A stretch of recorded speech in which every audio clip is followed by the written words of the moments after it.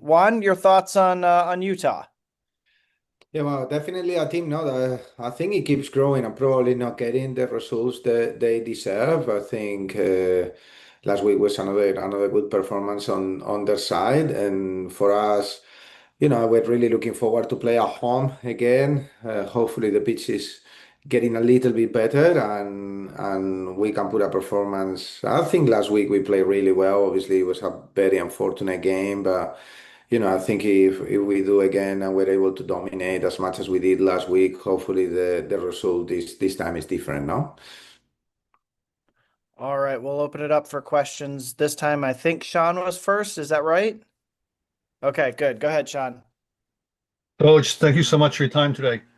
Thank you, You, Sean. you- you're very welcome. You're coming up against Utah. What distinctive challenges do they present that other teams don't? They have a few of your team's former players, a few international players. So what makes them sort of different in way of your preparation, what they present to you from most other teams? Well, I think they got a few key players now, starting with Mandy. Obviously, she's got a very special distribution from the back. Claudia Zornoza in the middle, very, very good player technically that we need to make sure she's not having time on the ball. Then now they have obviously the return from injury from Chloe Lacasse, who I think is a fantastic player. Tanaka, the verticality of Bianca St. George, no, like we know in this league is. You can't really give anything for granted. Obviously, the results this year, as I said, they've not been the best, but at the same time, I think Jimmy is doing a fantastic job, and it's I think a team that is growing. So we need to be definitely on top of every detail. For us, it's been a very demanding week. Obviously, we're playing 3 games in the space of 6 days, which is definitely not ideal, but I think we've had a couple of good performances. I think on Wednesday night, probably we should have won by a few more goals, but we won the game, and that's important, no? So yeah, we're looking forward to the game. Anthony, go ahead. Hey, Coach. I just wanted to mention, your home record this season hasn't been great, but you played well. The- Utah is a team that has not yet won away from home. How important is it for your club to be able to establish themselves at home in the NWSL season just to build confidence? Yeah, I think it's very important. No, I think we've played a lot of away games on that first round of fixtures. I think when we've played at home, like sometimes we were able to get the result on days that maybe wasn't our best day, like Bay FC, and other days that we really dominated games like Orlando, Kansas City, or Houston. They were games that for different reasons end up going away from us. So I think it's, as you said, like we can control the performance. I think we need to make sure it's intense and consistent throughout the 90 minutes. And I think we need to punish teams. No, like I think last week was a very good example. I think it was a game that was really under control, that we really took the lead, and suddenly unfortunate, like we had those situations that ended up putting us behind, like the goal at the end, could it be offside, like those little margins. But if we have a bigger advantage on the scoreboard, then those things doesn't really matter. So I think that is important for us is to be able to start strong. I think we've done that lately really, really well. uh, and then be able to play every game as it comes, no? Like in Chicago, I think like every game has give us different scenarios. No, Washington, the game the other day, like, and we just need to be able to compete and not be ready for the games not to be on our favor all the time from the start. We need to be resilient to get to the final hurdle of the last minute and be us the ones winning the game. No. We'll go to Peyton just because she hasn't asked yet. Go ahead, Peyton. Thanks, Jeff. Hi, Juan. Hello. I'm curious how this week has been. Just I know you had talked about the quick turnaround, the less than 72 hours that you'd had between that match on over the weekend and midweek. kind of coming into this weekend's match, how do you feel that the team has done kind of with dealing with those quick turnarounds, trainings, recovery, everything to do with Yeah, that? I think to be honest, we prepared the whole week ahead of time, and I think the players have been fantastic. The staff as well, it's extremely demanding, no? Because you go, as you say, in 72 hours, you need to recover, you need to prepare, you need to make decisions. The players need to be ready as well sometimes to play some minutes in between. Then we need everyone to be fresh. We need everyone, it's very demanding for everyone. And I think the players have been fantastic. The same with the staff. I think we're in a good place, even if it's obviously been really, really challenging not to have even 7 days between the games, like just to have six.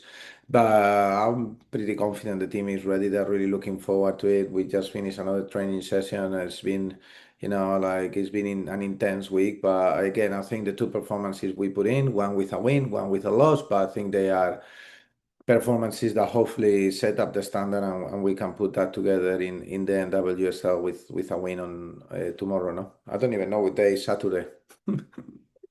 It is tomorrow. I hope you show up, Juan. Oh yeah, I don't know the day of the week. Like week one, match minus one, match minus two, match day, match minus two, match minus one. Today is match minus one, but I didn't remember it's Friday. So yeah, tomorrow Saturday. Oh, that's great. Sean, go ahead. Coach, you had mentioned that you can't have a late call, any call really impact the game. I agree with that 100%. You need to put some space between you and the other team.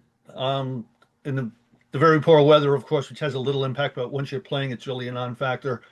A lot of shots were errant. They were either very wide, very high. How was that addressed, particularly reflecting upon that in the previous game as far as creating that cushion that you spoke of? Yeah, well, we have a very clear way of working. We've been emphasizing the details on the final third to make sure that we can be more effective and efficient in those areas. Sometimes I think last week we shot 17 times or 15, but we scored one. It's a lot better to shot 8 times and score three. So yeah, we've been refining those details. We definitely got a group of players that is able to do that. So hopefully we can put it all together and be able to, as we said, no, be able to punish teams and to be able to play games where we are not like down to the wire, no? Anthony, go ahead. Hey coach, Josephine Hasbo has not spent too much time with the team, but she seems to really be learning and excited about being with the club. What can you say about her development and how important it is to have her with the club? Yeah, I think for us, Josie is a player that came to training with us last year, and we, from the beginning, we knew that she's got the potential to have a great career, and that's why she's here with us. Obviously, the process of adaptation coming in the middle of the year, it becomes a little bit harder, no? Because she was coming almost off the off season at college, and obviously being an international player, she's still obviously adapting to the teammates, adapting to the league, adapting to the professional game. It's still obviously maybe a bit different because of her international experience, but she's still a rookie. She's never been in this kind of environment on regular basis, and I think we need to, part of our job as coaches is, or my job as the head coach is to make sure that the integration of the people is the best it can be, and it has to take some stages. But we're super happy with her. She's definitely an in-depth student of the game, fantastic player in terms of on the ball, starting to understand a little bit more the way of that we work off the ball. I think she got an assist and another the pass before the assist on the game in midweek. So I think she's a player that's going to give us, a lot in the present and in the future, and super excited to have her with us, no? Peyton, go ahead. Thank you. I just wanted to check if there were any updates that you had for us on player availability. No, we're still waiting on Mitch. We have to analyze and see where we land with that, and then I think Ella and Tierna are obviously no available, but I think we're getting a lot better in that aspect. Obviously, last week we were missing Jace and with the red card, and she played in midweek. So yeah, I'm happy that we're getting a lot of players back now.